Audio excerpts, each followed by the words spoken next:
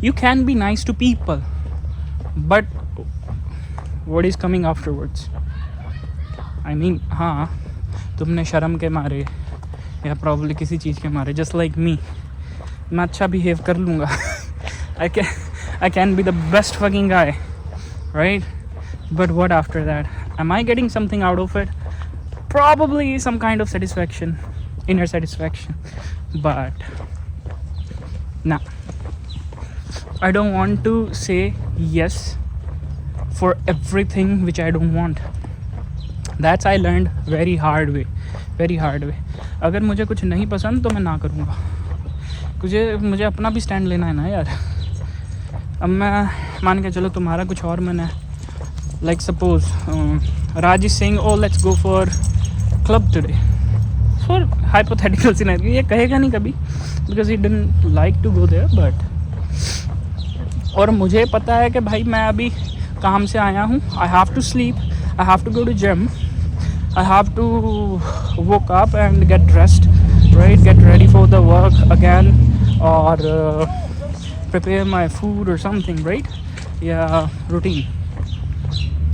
So अगर मैं इसकी समझ के राइट के कितने दिन हो गए भाई मिले नहीं, बैठे नहीं, ये वो सो एंड सो, चला जाऊँ, मेरा क्या होगा भाई? मेरा तो वो ख़त्म हो गया ना रूटीन. मैं तो चुद गया. रूटीन भी, डाइट भी और माइंड भी, सिर्फ एक दिन के प्लेजर के लिए, राइट? आज होने वाला था. One of my friend lives in like Scarborough, so he was asking me whether I can come to his house and we'll go for a movie, this and that. However, then I thought, I started regretting, right? So, right, if I go there, what will happen to my schedule? I have promised to myself and to this guy that I am going to make a better body, right? I'm going to be better in terms of physique, in terms of my discipline. So it won't happen like this, guys. You have to disregard and dump all your pleasure. You have to focus on your purpose. जो ज़िंदगी में तुम्हारे नहीं काम आ रहा, जो नहीं साथ है, who's not supporting you, या whatsoever for the reason, right? So we should be able to leave them behind. So it should be a blessing.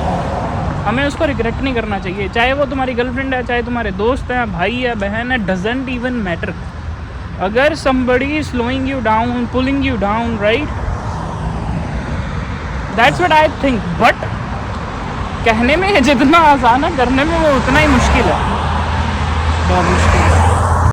ये भी मैंने देख लिया कि कोई कितना ही तुम्हारे नज़दीक हो, तुम कितना ही कह लो कि भाई हाँ बस यही है बंदा, या यही बंदी है, या बस यही है मेरी फैमिली, या यही मेरा सच्चा दोस्त है, कोई कभी नहीं हो सकता. नो मैटर व्हाट, तुम्हें खुद ही अकेले खड़ा होना पड़ेगा, खुद ही करना पड़ेगा. Nobody is coming to wake you up, nobody is coming to wake you up.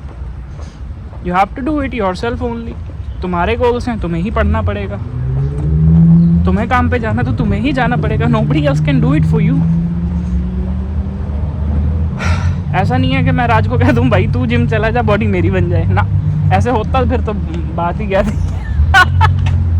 मैं इसको 24 घंटे जिम में बिठाए रखता और मैं भी पे भी कर देता. राइट, अब तक तो मिलियनेयर हो जाता. एट फर्स्ट तुम्हें लगेगा हाँ यही हैं सारे, दे आर द बेस्ट, हाँ ये तुम्हारे लिए कुछ करेंगे, या अगर मैं इनके साथ रहूँगा तो कुछ हो जाऊँगा, बन जाऊँगा ना. अगर तुम उनको कोई वैल्यू प्रोवाइड नहीं कर रहे हो,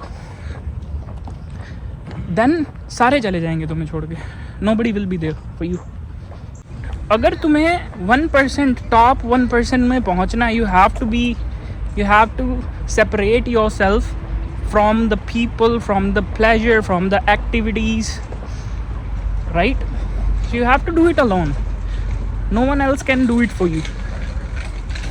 दैट्स व्हाट आई थिंक.